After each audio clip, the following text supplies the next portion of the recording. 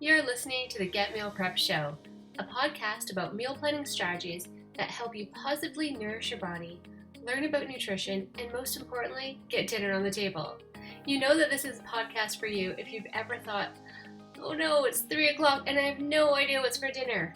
We dive deep into meal planning methods and meal planning strategies that help you prepare healthy home-cooked meals that doesn't leave you feeling like you're tied down to the kitchen.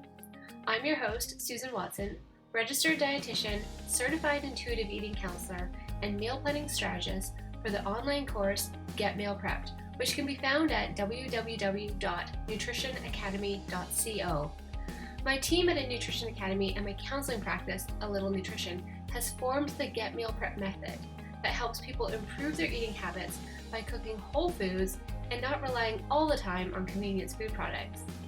Aside from our online course, you can work with us via our one-on-one coaching services. You can find the links to our packages in the show notes below this recording. We're so happy to have you here today and share this episode with you.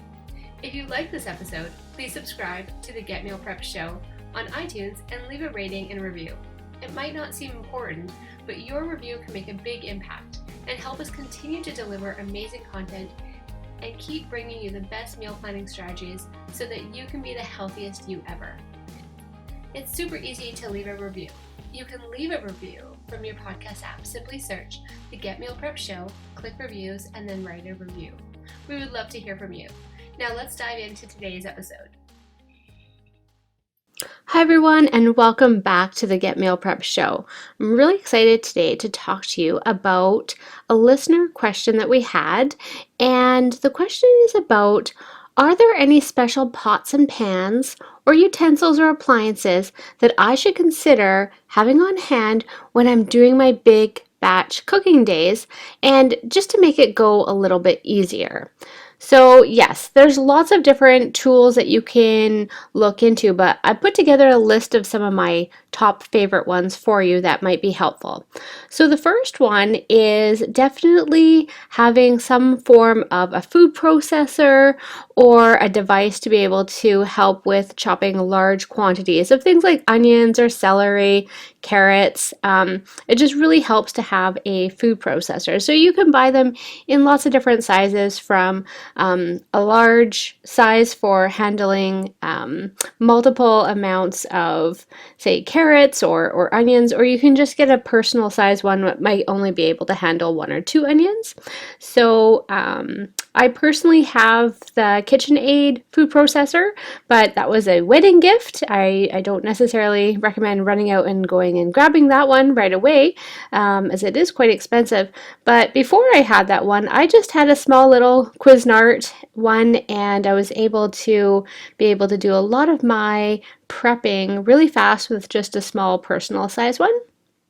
So the second thing that I recommend is having good sharp knives. This is really important because if you have a dull knife, it really makes that food prep part a lot harder, as well as when you're doing it, there's a risk for injury, because if your knives are not very sharp, then you can end up slicing yourself by accident or having an accident that you definitely don't want to have. So good sharp knives is good. I have a knife sharpening tool that I use a lot. I sharpen my knives about once a month just to make sure that they are good for doing my meal prep. Another thing that's really important that helps out in making big cooking go easier is having a couple different large stock pots, and ones with a nice heavy bottom is better because it helps prevent some of that burning. So I have 3 different ones, kind of like medium, large, and extra large, and I find that helps for portioning out foods, especially after they've cooked up, or even just for the cooking process. When I am using these, it also helps to have a long-handled spoon for stirring and mixing.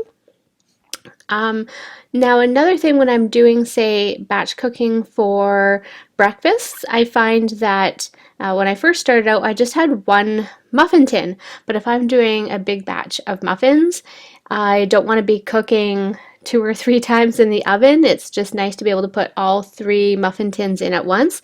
So maybe having multiple muffin tins. And then I also have different size ones because I'll take the same recipe and I might make little mini muffin bites as well as a larger muffin for a meal. So that helps. Lots of different sizes that you get in the store. And personally, I prefer the silicone ones. They're sometimes they're supposed to be really easy for cleaning. I find that sometimes they are, sometimes they aren't, depending on I guess what recipe you've done, but guaranteed they're definitely easier than the metal ones for cleaning. Another area that I find is good to have is having, and I literally just went through my kitchen to make this list here, but having a large glass measuring cup. So you can get them in different sizes, but the ones that I like to have is the 1 quart one. So not necessarily for measuring out liquids, but for when I'm portioning out, say, soups or stews into the different containers, I find that having a glass measuring cup makes it a lot easier for portioning those out. Making sure that you have also a good can opener. So I don't have an electric one, never have ever used one before. I find that counter space is premium and I don't want to have that on my counter. So I do have just a hand crank one, but you just want to make sure that it's a good quality one and that the blade is sharp to pierce the can. And this will make, if you're especially opening a whole bunch of different cans, it'll make it go a little bit easier. You're not fighting with the can. And I've used dull can openers before in my previous life where I used to work as a paint sales rep, and you'd have to open tons of cans of colorant. And if you have a dull can opener, it just makes life very miserable. So nice, good quality can opener. Some other appliances that might be helpful. We've talked lots about the Instant Pot. It's a great workhorse in the background, but also, if you haven't moved up to an Instant Pot yet, crock pots can definitely be helpful too, as you can do a lot of good, quick, I guess not quick, but batch cooking in the background with a crock pot. And I find that I also like to have a salad spinner. So, or like, I don't know, a salad shooter, don't know what everybody refers them to, but it's where you put the lettuce in and you rinse it and then you can spin it to dry it off. And I find that at the end of the day, when you're, say you might buy, say, bag salad, I find that it only lasts 3 or 4 days. But if you buy a head of lettuce and chop it up and put it in a airtight bag, you'll get a whole week out of it. So I definitely find for prepping up throughout the week, having a salad spinner is really good. And that also brings me to having a good quality cheese grater. Again, you can buy your cheese already grated and ready to go. I do find that you have to put it in the freezer. It will tend to clump up, so that you want to make sure you just lie it flat instead of a big ball so that it doesn't clump up.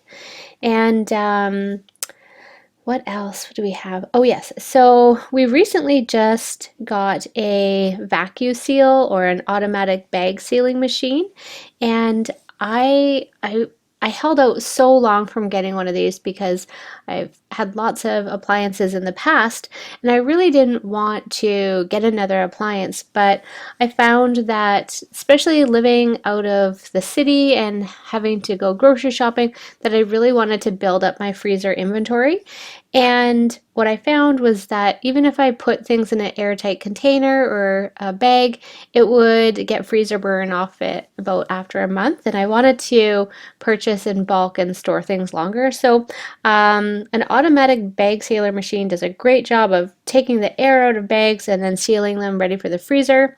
And so if you're buying your meat or your purchasing items on sale, they work really good for preparing those for the freezer. But also if you do a bunch of cooked components, so say you're cooking up a whole bunch of brown rice or cooking up a whole bunch of chickpeas or beans that you want to put in the freezer for storage, I do find that because it's a heavier plastic and it also takes all the air out, that you're able to store these food items, these cooked components, a lot longer, and the quality is preserved a lot longer. So I do find that having that appliance has helped me out quite a bit. And I think the last one that I find for, big batch or big cooking days to make things go a little bit easier is sometimes I will, if I know I'm doing a waffle day, I will borrow my mother-in-law's waffle iron and I'll have my waffle iron, and I might even access a third one and have those appliances handy and then do my batter. And I find it goes a lot faster to have a couple waffle irons on the go, and then you can make homemade frozen waffles. And you can also flavor up the batter a little bit different. You can do one like apple cinnamon, you can do one as like put some cocoa powder in it and make some chocolate ones, or you can just have plain, whatever you like. But it's certainly nice to have a couple different waffle irons on the go.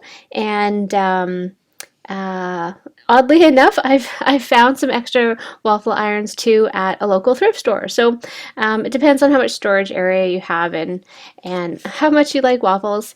And I think the last one that I have is I have a it's an electric, one's electric frying pan, but electric frying base. And I find that if I'm doing pancakes, I like to plug in the two of those instead of just using a frying pan on the stove where you might only be able to do one or two pancakes. This way I can cook up about 9 or 10 at one time and really make a go at getting pancakes done up in advance and put them in the freezer. I just remembered to put a piece of parchment paper between the pancakes or the waffles before you put them in the freezer so that they don't all stick together.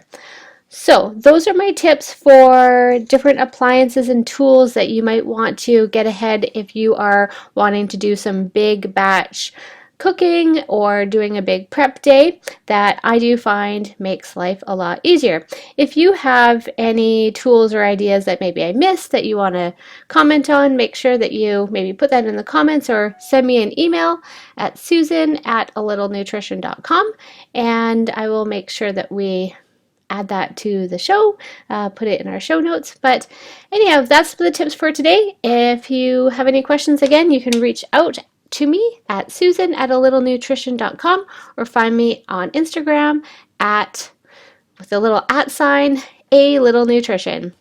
Till next time, bye for now.